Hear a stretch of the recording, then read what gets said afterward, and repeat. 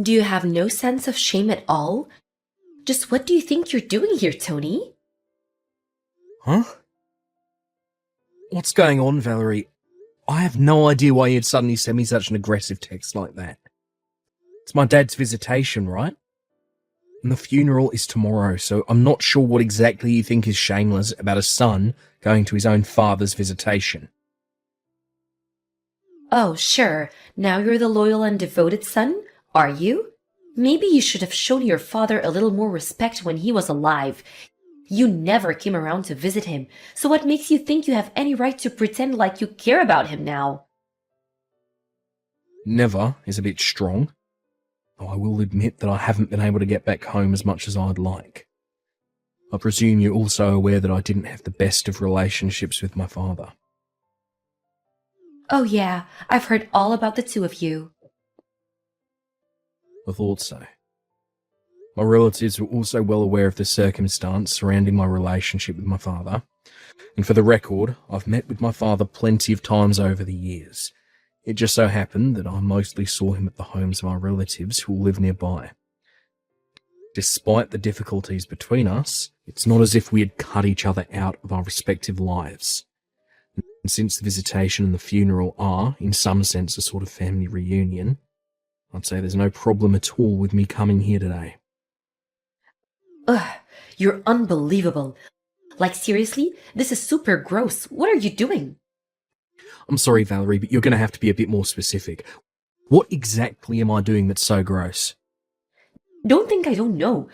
It's clear to everyone around you exactly why you're here right now. And that would be? Let me put this in the most delicate way I can. A broke high school dropout like you has no right to come to your father's funeral. Do I make myself clear? Actually, no. I don't really see why being broke or a high school dropout would preclude me from coming to my father's funeral. Care to elaborate? Do I have to spell it out for you? You're broke. You're a high school dropout. You're just here for money. Money? Yes, that's the only reason you bothered to come to the funeral. You're still not making any sense. I know that you're desperate to get your share of your dad's inheritance, but guess what? You're not getting any. So get out. There's nothing for you here. Inheritance? Did you by any chance find my dad's will? What will? Yeah, my point exactly. My brother and family told me that my dad passed away quite suddenly and hadn't had the opportunity to put together a will. As such, his inheritance will be split up according to the laws of our state. In other words, how my dad's estate is divided up between his heirs isn't something that I have any power at all to affect. It'll all be carried out automatically by the city government. If you're trying to confuse me with all that legal jargon, it's not going to work. All of that was layman's terms. I'm not sure which part you think was jargon. That's so like a high school dropout. They always use big words they don't understand to sound smarter than they are.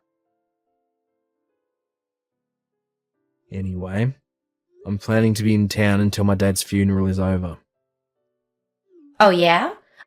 I might just have to have a little chat with your brother about this then. By all means, go ahead. I've already talked to him and he said I was welcome to come. Conversely, if I were to be absent from the funeral after coming to the visitation tonight, I think that might disturb several of my relatives who are expecting me to come. Ugh, whatever. Fine, but you need to get out of town immediately, after the funeral is over tomorrow, got it?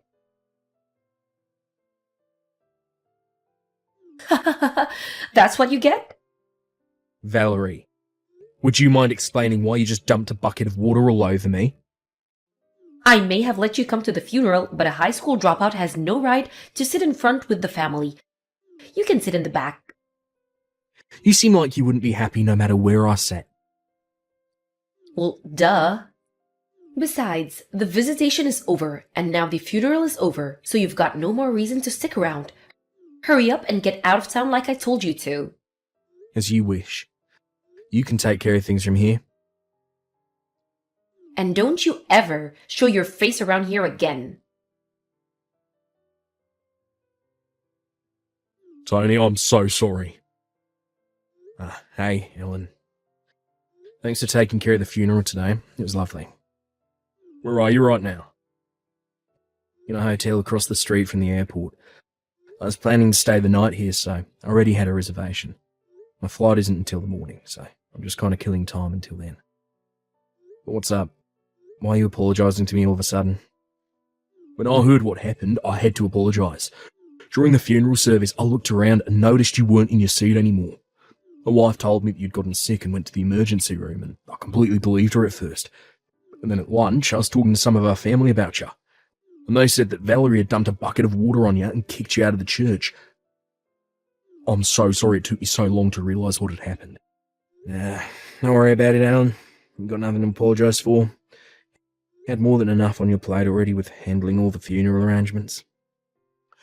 Be that as it may, I still need to take responsibility for what my wife did to you.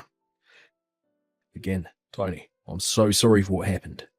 Oh, thanks for that, Ellen. Like I said, I don't hold you responsible at all, but it's big of you to come and apologise to me like this. Although I have to say, there's something Valerie said that has me concerned. What did she say? She told me she thought the only reason I came to the funeral was to get my hands on Dad's inheritance. What? I bet that's a big part of the reason why she dumped water on me and kicked me out of the church. What the? How did she get that idea in her head? You're not even Dad's legal heir. Yeah, I was just as confused as you are. I don't know. I guess it would make sense that she didn't know all the details since she only married into the family. But no matter what I said, she refused to listen. She was so upset and excited about the whole thing that I was never able to give her a proper explanation. I see. But in any case, as long as Valerie is angry at me, it seems like my presence there would only cause more trouble than I've already caused.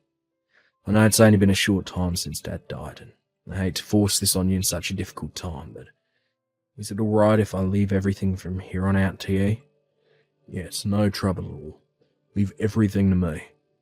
I'm sorry about everything that happened, really, I am. I'll contact you again once things settle down over here. Gotcha. Thanks again, Alan. Talk to you later. I don't believe you, Tony. What are you doing back in town? I told you to stay away. Not that it's any of your concern, but I was visiting some old friends of mine. Liar! You're still after your dad's inheritance, aren't you? I suppose this has something to do with the fact that there's a meeting with the city about Dad's inheritance today. Obviously. Well, I know you have all sorts of things you'd like to say to me right now, but let me save both of us a lot of time. I'm meeting with my friends, and then immediately heading back home. What? Valerie, I was trying to tell you back at my dad's funeral, but you're under a huge misunderstanding. Regardless of what you may think, I'm not actually one of my dad's legal heirs. Wait, you're not? I think you're aware that while I call Alan my brother, we're technically just stepbrothers, right? Yeah, I knew that.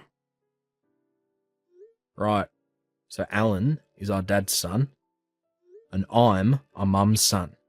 So when our parents married, both of us were already adults and had our own established lives. So since there was no need for financial support, I was never legally adopted by my dad. What this means legally, in the same way my brother wasn't entitled to any of my mum's estate when she passed away a few years ago, I'm not entitled to any of my father's estate right now. We were both fully aware of that from the very beginning. And since I have no rights to receive any of my dad's estate, there's no point in me attending the meeting with the city today. You're not fooling me. You're probably gonna camp out in front of City Hall to beg for money from your brother once the meeting is over. Why would I do a thing like that? I'm not really hurting financially or anything. Liar! I started up a company with a friend of mine 3 years ago. I'm currently serving as vice president of that company. Vice President? I'm not one to toot my own horn, but our company's doing pretty well. I think it's fair to say that I'm in a pretty high income bracket for people my age. Whoa! That's... really? But how? You dropped out of high school. The only reason you would do that is if you were super dumb. How did someone like you become the vice president of a successful company? I'd say that's a pretty ignorant view of high school dropouts. Excuse me? Sorry, I just got to my friend's house, so I'll be taking my leave here if you don't mind.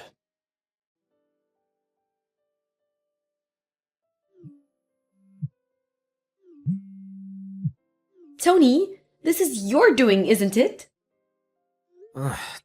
What's the matter, Valerie? Where are you right now? In the airport, about to board my plane. Why? Get back here right now.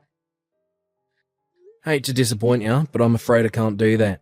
I've got work tomorrow morning. If I miss this flight, I won't be able to get to the office on time.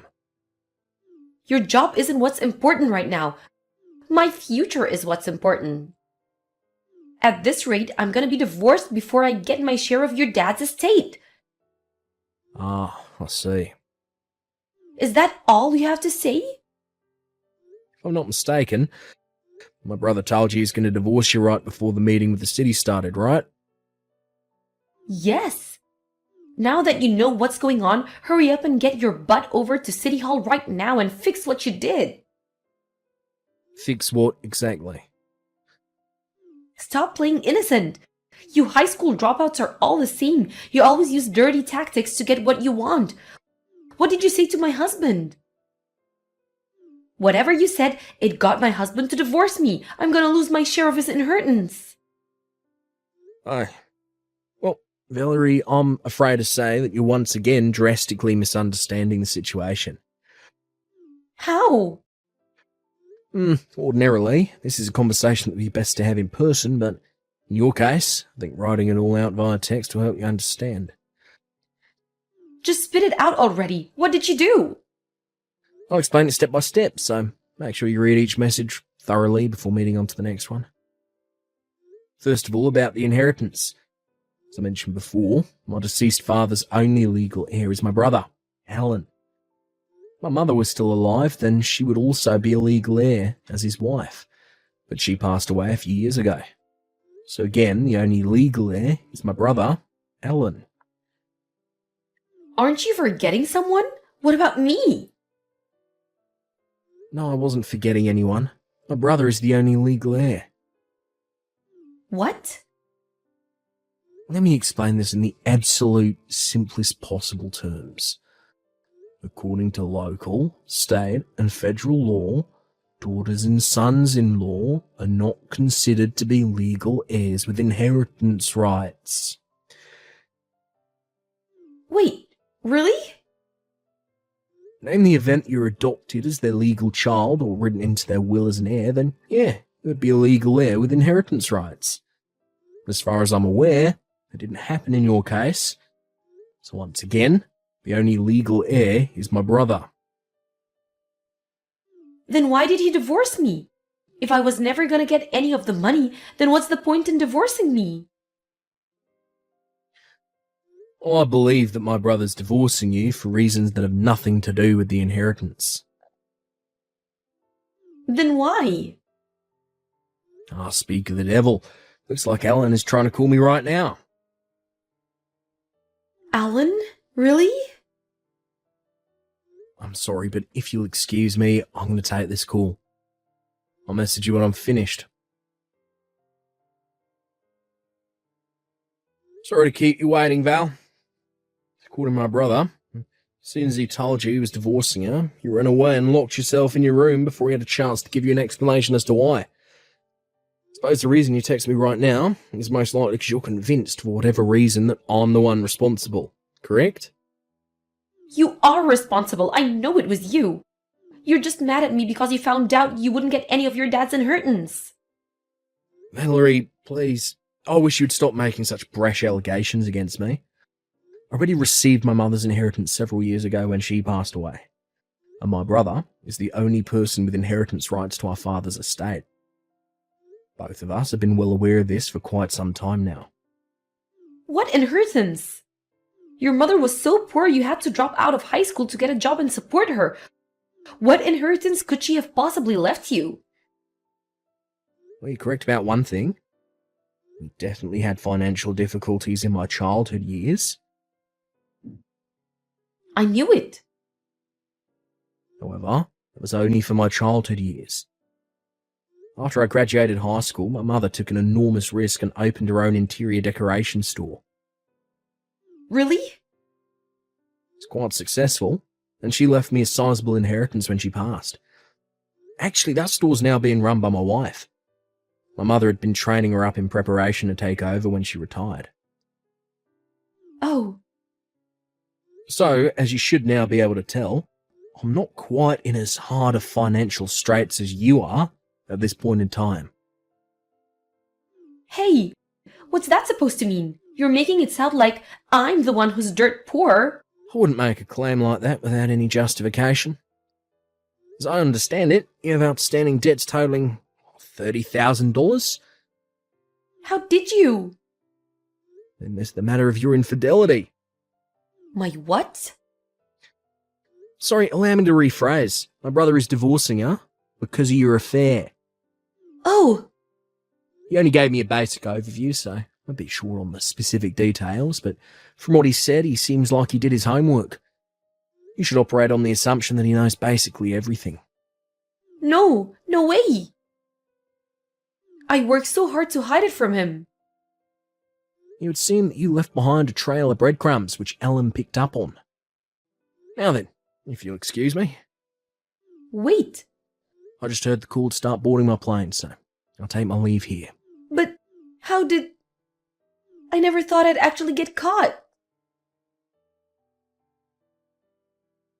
Valerie resisted the divorce at first, but she suddenly became much more cooperative right after my brother officially received her father's assets.